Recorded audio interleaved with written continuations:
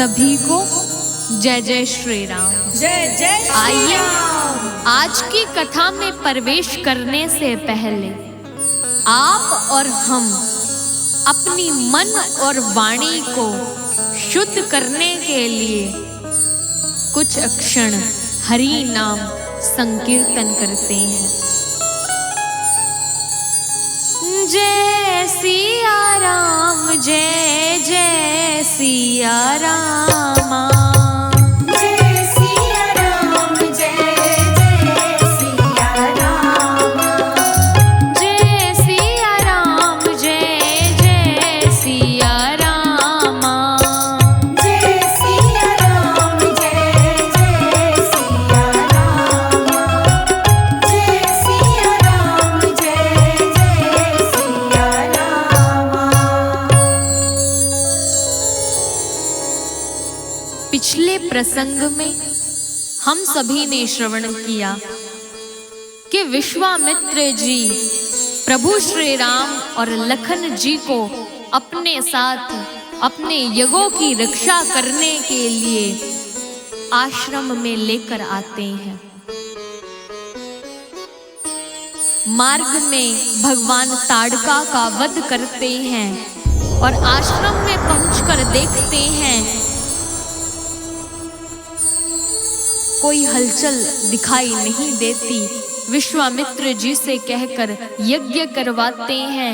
यज्ञ प्रारंभ होता है तो राक्षस विघ्न करने लगते हैं, तो भगवान राक्षसों का वध करते हैं, उद्धार करते हैं और फिर यज्ञ को पूरा करवाते हैं।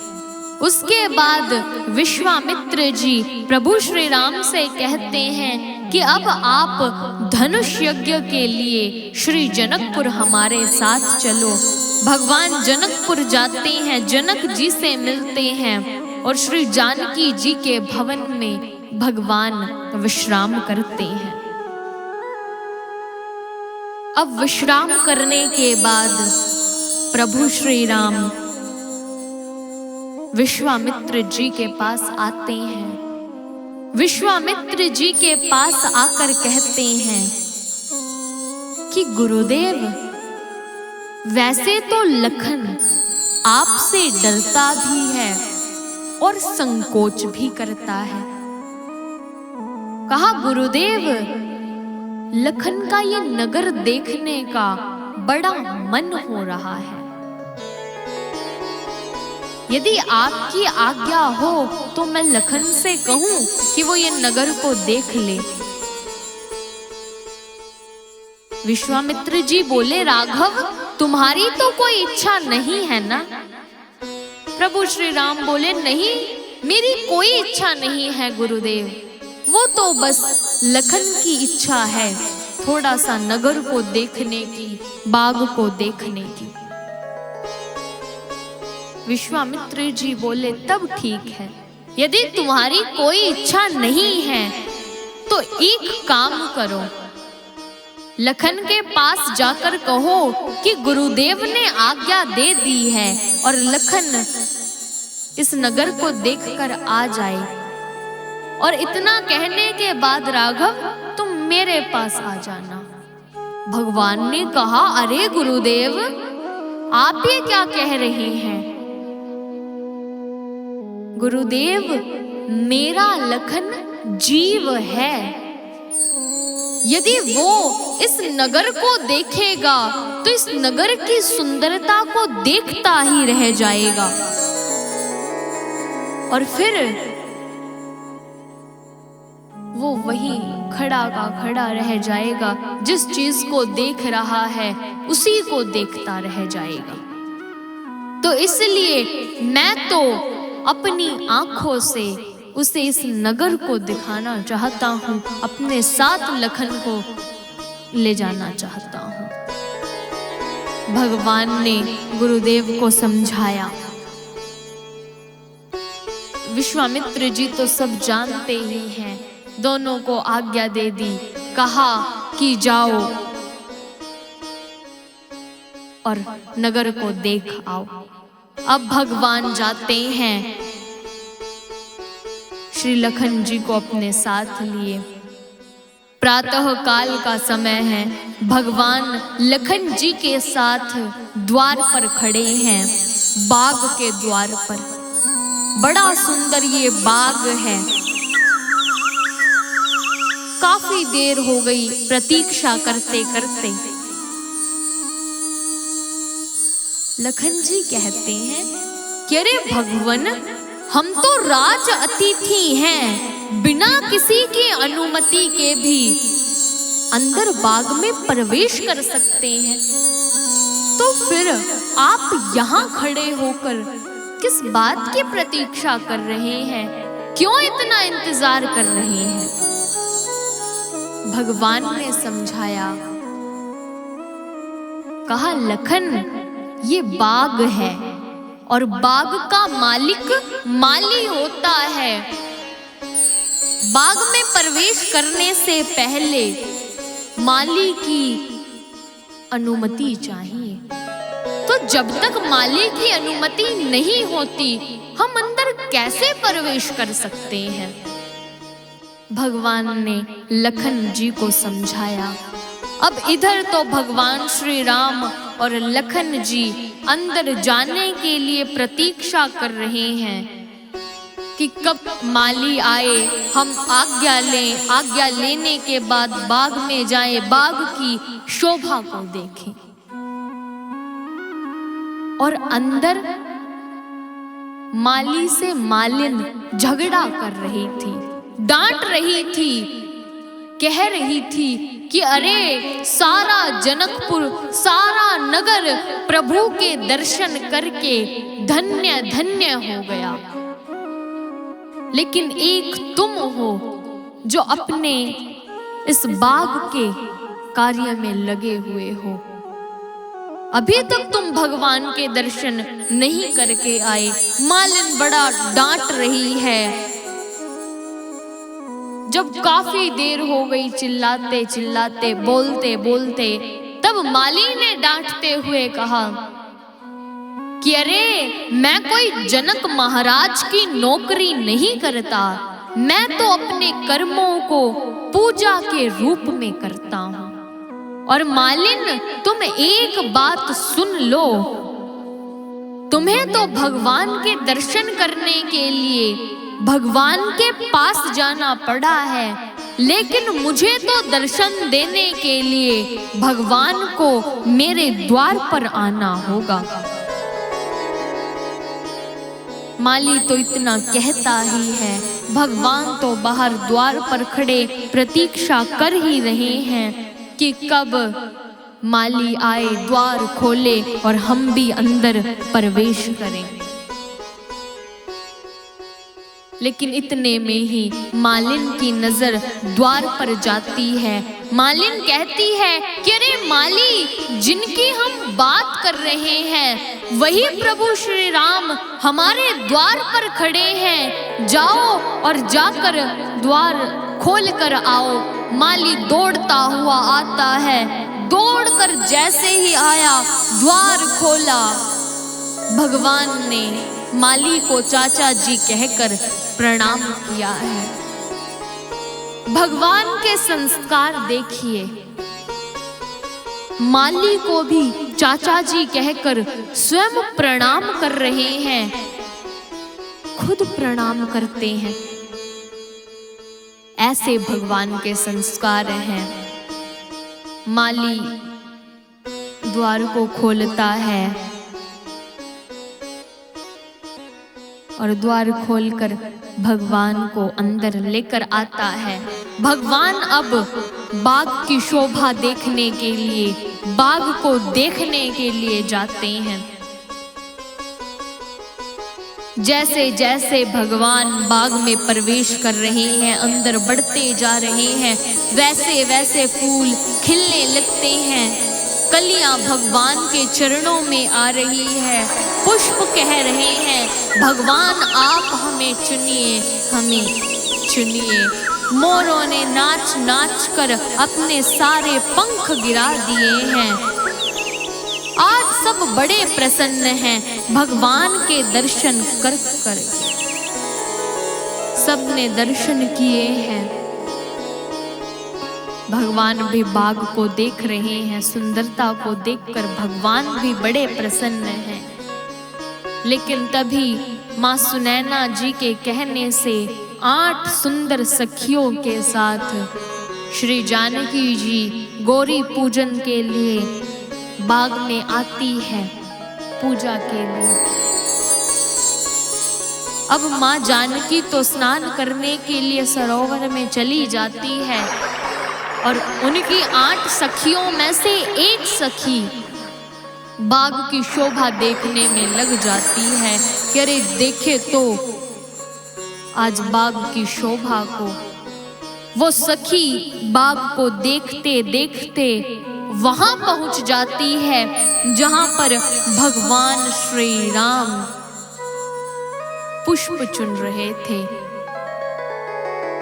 और जैसे ही ये सखी भगवान के सौंदर्य को देखती है, भगवान को देखती है तो आश्चर्यचकित हो जाती है। दौड़ी हुई वहां से श्री जानकी जी के पास जाती है और जानकी जी के पास जाकर हाथ पकड़कर कहती है कि अरे तू ये गौरी पूजन तो बाद में करना, आजा पहले मैं तुझे असली देवता के दर्शन करवाती हूँ, बाद में गौरी पूजन करना।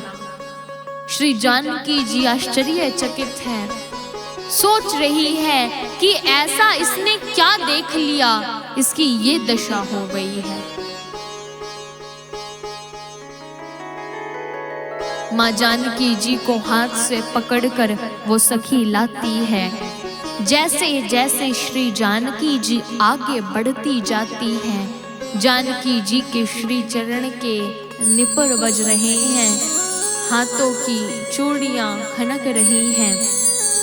जैसे जैसे माँ जानकी आगे आ रही है, भगवान ने लखन जी से पूछा कि ये कौन है। लखन जी समझ गई ये कौन है। भगवान का श्रृंगार करना श्री लखन जी ने प्रारंभ कर दिया। भगवान का सुंदर श्रृंगार किया है। जैसे ही अब श्री जानकी जी सामने आती हैं तो भगवान श्री जानकी जी को देखकर लखन जी से कहते हैं कि लखन ये देख, ये श्री जानकी जी हैं। गोस्वामी जी लिखते हैं, तात जनक तन ये है सोही आई,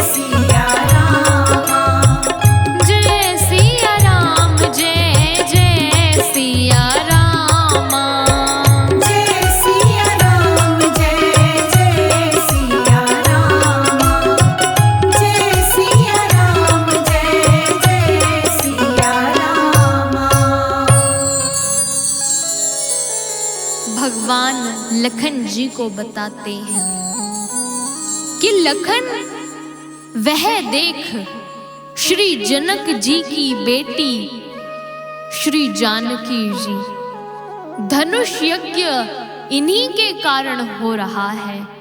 यह तो गौरी पूजन के लिए यहाँ पर आई थी।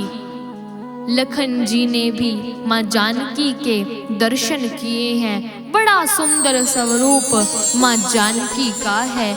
माँ जानकी ने प्रभु को देखा देखकर बड़ी प्रसन्न होती है।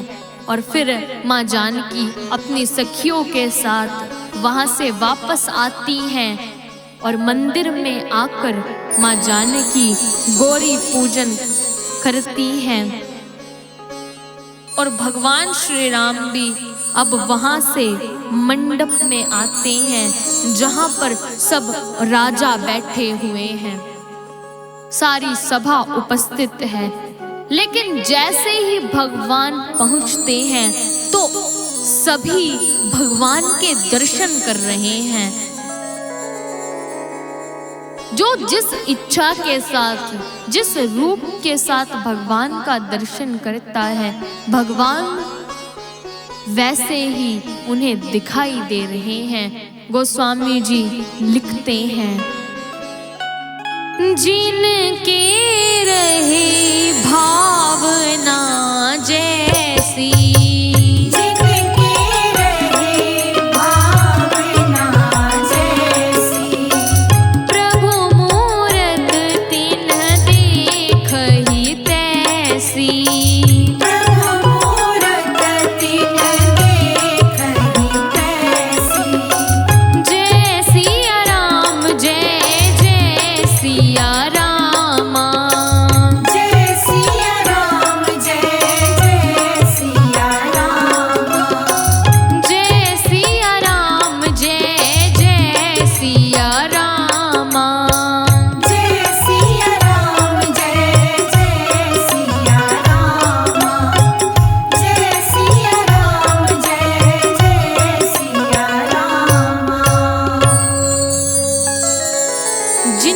जैसी भावना थी, जिनकी जैसी साधना थी,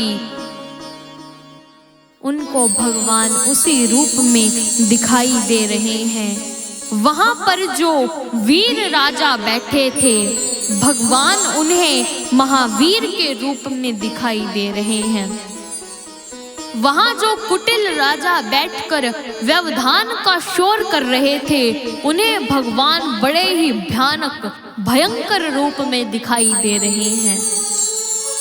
वहां पर जो भक्त लोग बैठे हुए थे, उन्हें भगवान इष्ट के रूप में दिखाई दे रहे हैं। वहां जो ज्ञानी राजा बैठे थे, उन्हें भगवान तत्व के रूप में दिखाई दे रहे हैं। जनकपुर वासियों को भगवान सगे संबंधी के रूप में दिखाई दे रहे हैं और जनक जी और माँ सुनैना को अपने बेटे के रूप में भगवान दिखाई दे रहे हैं। जो जिस भाव के साथ प्रभु का दर्शन कर रहा है, भगवान उसी प्रकार सभी को दिखाई दे रहे हैं और उसी प्रकार सब भगवान के दर्शन कर रहे हैं। भगवान विश्वामित्र जी और लखन जी तीनों को ऊंचे आसन पर बैठाया हुआ है। सभी भगवान को पहचान पहचान कर प्रणाम कर रहे हैं। बड़ा दिव्य वातावरण वहाँ का है। सभी राजा उपस्थित हैं, सभी बैठे हुए हैं। और आइए हम इस कथा को यही राम नाम के साथ विश्राम देते हैं। आगे की कथा हम आगे के प्रसंग में श्रवण करेंगे। जय सिया राम, जय जय सिया राम।